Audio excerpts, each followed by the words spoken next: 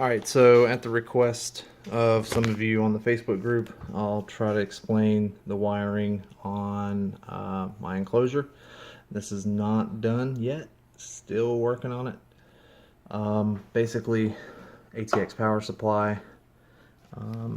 These are the 12 volt wires. They're all just crimped together.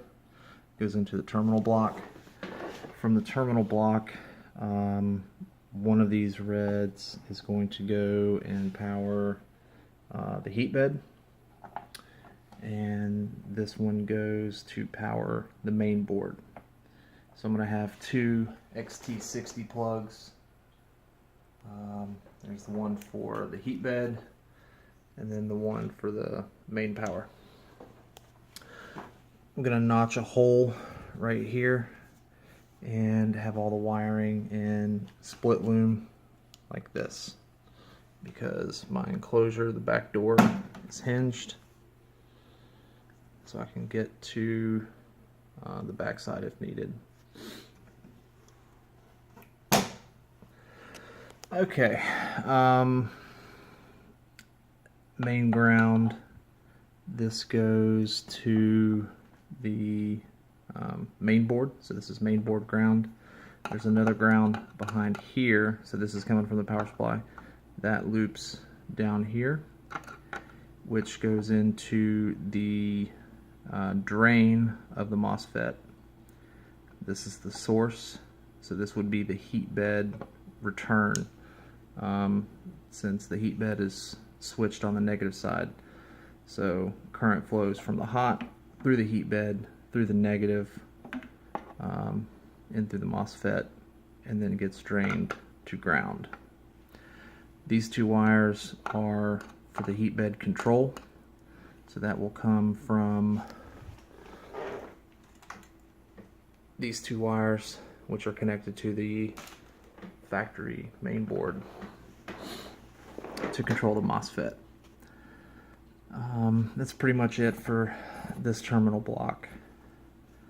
Then on this one, I've got a bunch of grounds. Can never have too many grounds. This is a 10 watt, I think, yeah, 10 watt ceramic power resistor that is on the 5 volt line, and it's just kind of floating here in mid-air. It does not get very warm at all.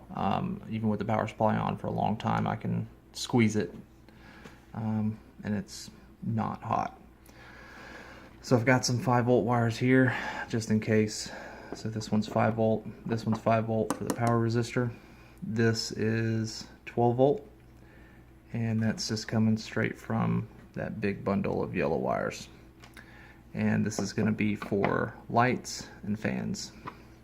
So not a lot of current draw. One of these 18 gauge wires is plenty. Then this red wire is also connected to 12 volts, and that goes down and is the power source for the gate on the MOSFET. So it goes to the optocoupler, and that's what triggers the MOSFET. This orange wire is the 3.3 volt, and that's connected to the brown wire from the power supply, and that's the 3.3 volt sense. So the power supply will not stay on without that sense wire getting 3.3 volts. So I just bring them both out here and connect them to that terminal. Purple is your 5 volt standby power, so even when the power supply is off, this still gets 5 volts, and that is what is powering the Raspberry Pi, and obviously ground there. Damn, no more light. Alright, sorry about that. The phone is overheating, so it's turning off the flash. This is just a little GPIO breakout cable for the Raspberry Pi. Get some more light up there. That's the best I'm going to be able to do. And basically all that is ground,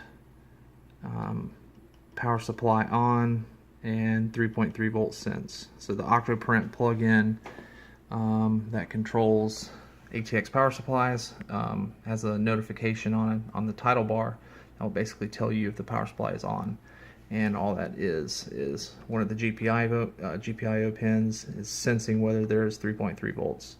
So as far as the board is concerned, the physical pin numbers that I'm using is 39 is ground, 37 is power supply on, and 35 is 3.3 volt sense. This is it's a 2N3904 transistor, 1K resistor, and the green wire right here is the power supply on wire from the ATX power supply. So the green wire comes in, it's triggered by the red wire, which is connected to the Raspberry Pi. That closes the collector to emitter on the transistor, which basically grounds it. So here's the ground path, and it just gets connected to these ground pins over here. And grounding that green wire is what turns it on. That's about it, I think. The only thing left to do now is ventilation and lights. So I've got some LED lights here. Don't remember where these came from, found them in my garage, but they work great. Filament guide on top, need to drill a hole for that. Mount the filament rollers. This is my design, it's on Thingiverse. And that is about it. Stay tuned for more updates. Oh, and I need to extend the LCD wire since I have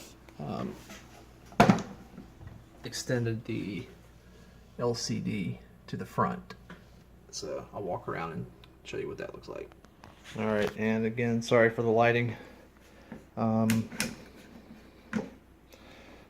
Some 3 or 4 mil plexiglass, and I mounted the LCD to the front. I wanted this to be more accessible instead of reaching back here. The afterthought was I still have to open up the door to control it, but because I'm using Octoprint, there's really not going to be a need to get in there while it's printing. I can pretty much do everything either through the Octoprint interface or through a manual G-code. So yeah, any other questions, please let me know. I'll do my best to answer. Oh, somebody wanted to know about the side panels. So this is, I got this from Walmart. I think it was like $3 for each one. It's just this foam board. Comes in, here's one that's uncut, and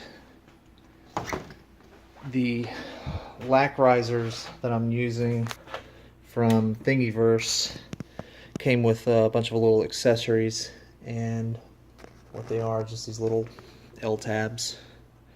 So the foam board, oh sorry, I'm all over the place, just has little screws in them and just get screwed into the plastic. I think the foam board's going to insulate it well enough, because I really can't afford to put plexiglass all the way around it. That stuff's expensive. I lucked out with this piece. Somebody at Lowe's had it tagged wrong and it rang up as a $5 piece of corrugated plastic, and my conscience isn't good enough to bring it to their attention. So I think what normally was like a $20-something piece of plexiglass, I got for $5. No complaints here. So yeah, any questions, please let me know. I'll do my best to answer, and stay tuned for more updates. Thanks, bye.